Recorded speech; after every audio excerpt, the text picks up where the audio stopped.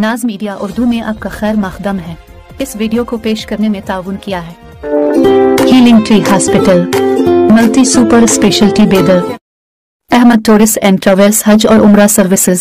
आपकी खिदमत हमारे नजर में किसी इबादत से कम नहीं, आपका एतमाद ही हमारी कामयाबी है।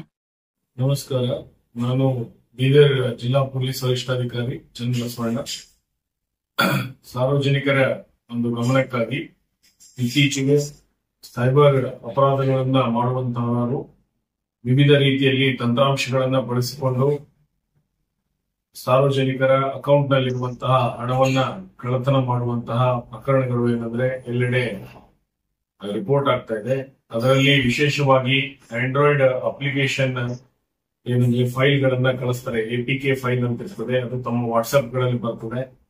ಅದು ಅಧಿಕೃತವಾಗಿ ಯಾವುದೇ ಒಂದು ಬ್ಯಾಂಕ್ ನ ಮುದ್ರೆಯಲ್ಲಿ ಇರೋ ತರ ನಿಮ್ಗೆ ಏನಂದ್ರೆ ಕಂಡು ಬರ್ತದೆ. ಆದ್ರೆ ಇದು ಕೂಡ ಏನಂದ್ರೆ ಒಂದು ಫ್ರಾಡ್ ಆಗಿರ್ತದೆ. ಇದನ್ನ ನೀವು ಓಪನ್ ಮಾಡಿದಾಗ ಕೂಡಲೇ ನಿಮ್ಗೆ OTP ಬರದೇ ಇದ್ರೂ ಕೂಡ ತಮ್ಮ ಏನಂತಾರೆ ಬ್ಯಾಂಕ್ ನ ವಿವರಗಳನ್ನ ಅವರು ಪಡೆದು ಬಿಟ್ಟು ಅದರಲ್ಲಿ ತಮ್ಮ ಬ್ಯಾಂಕ್ ನಲ್ಲಿರುವ ಹಣವನ್ನು ವರ್ಗಾವಣೆ ಮಾಡಿಕೊಳ್ಳುವಂತಹ ಇದೊಂದು ಸೈಬರ್ ಅಪರಾಧ ಆಗಿರ್ತದೆ.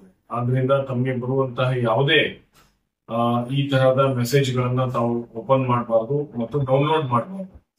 ಜೊತೆಗೆ ರಾಷ್ಟ್ರೀಯ ಬ್ಯಾಂಕ್ಗಳಾಗ್ಲಿ ಯಾವುದೇ ಬ್ಯಾಂಕ್ಗಳಾಗ್ಲಿ ತಮ್ಮ ಖಾತೆಯಲ್ಲಿ ಜಮಾವಣೆ ಅಥವಾ ಖರ್ಚಾದ ಹಣದ ಬಗ್ಗೆ ಮಾತ್ರ ಏನಂದ್ರೆ ಅವರು ಸಂದೇಶದ ಮಾಹಿತಿಯನ್ನ ಕಳಿಸ್ತಾರೆ ಹೊರತು ಯಾವುದೇ ರೀತಿಯಾದಂತಹ ಬೇರೆ ಮೆಸೇಜ್ ಗಳನ್ನ ತಮಗೆ ಕಳಿಸೋದಿಲ್ಲ. ಈ ಬಗ್ಗೆ ತಮ್ಗೆ ಏನಾದ್ರೂ ಡೌಟ್ ಇದ್ದಾಗ, ಸಂಶಯ ಇದ್ದಾಗ ಆ ಒಂದು ರಾಷ್ಟ್ರೀಕೃತ ಬ್ಯಾಂಕ್ ನ ಬ್ರಾಂಚ್ ಗೆ ಹೋಗಿ ತೆರಳಿ ಏನಂದ್ರೆ ಮಾಹಿತಿಯನ್ನ ಪಡೆದುಕೋಬಹುದಾಗಿದೆ.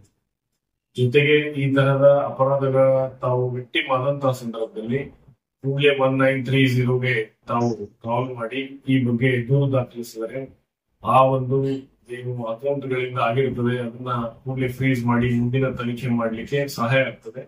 ಇದು ಬೀದರ್ ಜಿಲ್ಲೆಯಲ್ಲೂ ಕೂಡ ಏನಂದ್ರೆ 2 ಪ್ರಕರಣಗಳು ಈ ಬಗ್ಗೆ ನಮ್ಗೆ ಗಮನಕ್ಕೆ ಬಂದಿದೆ ಮತ್ತು ಅದನ್ನ ನಾವು ಈಗಾಗಲೇ ಪ್ರಕರಣ ದಾಖಲಿಸಿ ತನಿಖೆಯನ್ನು ಕೈಗೊಳ್ಳುತ್ತೇವೆ ಹೇಳ್ತಾರೆ. ಈ ಒಂದು ಪ್ರಕರಣದಲ್ಲಿ ಬೀದರ್ ಜಿಲ್ಲೆಯಲ್ಲಿ ದಾಖಲಾದಂತಹ ಪ್ರಕರಣದಲ್ಲಿ ENTASFUD ಅನ್ನುವಂತಹ ಒಂದು ಅಪ್ಲಿಕೇಶನ್ ಅನ್ನ ಡೌನ್ಲೋಡ್ ಮಾಡ್ಕೊಂಡಿದ್ದಾರೆ ಒಬ್ಬ ವ್ಯಕ್ತಿ. ಆಮೇಲೆ ಅಲ್ಲಿಗೆ ಅವರು ತಮ್ಮ ಅಕೌಂಟ್ ಅನ್ನ ಅದಕ್ಕೆ ಲಿಂಕ್ ಮಾಡಿ ಆ ಅಕೌಂಟ್ ಮುಖಾಂತರ ಏನಂದ್ರೆ ಹಣವನ್ನು ಇನ್ವೆಸ್ಟ್ ಮಾಡಿದ್ದಾರೆ. ಸೊ ಮೊದಲು ಅವರು ಇನ್ವೆಸ್ಟ್ ಮಾಡಿದಾಗ ಹೆಚ್ಚಿನ ಒಂದು ಲಾಭ ಬಂದ ಹಿನ್ನೆಲೆಯಲ್ಲಿ ಅವರು ಅದನ್ನ ಆ ಅಪ್ಲಿಕೇಶನ್ ಇಂದ ತಮ್ಮ ಅಕೌಂಟ್ ಕೂಡ ಹಣವನ್ನ ವರ್ಗಾವಣೆ ಮಾಡಿಕೊಂಡು ಖಚಿತಪಡಿಸಿಕೊಳ್ತಾರೆ. ಆದ್ರಿಂದ ನಂಬಿಬಿಟ್ಟು ಮುಂದೆ ಹೆಚ್ಚಿನ ಸುಮಾರು 35 ಲಕ್ಷದಷ್ಟು ಹಣವನ್ನ ಅದರಲ್ಲಿ ಇನ್ವೆಸ್ಟ್ ಮಾಡ್ತಾರೆ. ನಂತರ ಅದರಿಂದ 1 ಕೋಟಿಯಷ್ಟು ಲಾಭ ಬಂದಿದೆ ಅಂತ ಹೇಳಿ ಇವರು ಅಪ್ಲಿಕೇಶನ್ ಅಲ್ಲಿ ನೋಡ್ಬಿಟ್ಟು ಅದನ್ನ ತಮ್ಮ ಅಕೌಂಟ್ ಗೆ ವರ್ಗಾವಣೆ ಮಾಡುವ ಸಂದರ್ಭದಲ್ಲಿ ಗೊತ್ತಾಗ್ತದೆ ಇದು ಫ್ರಾಡ್ ಆಗಿದೆ ಅಂತ.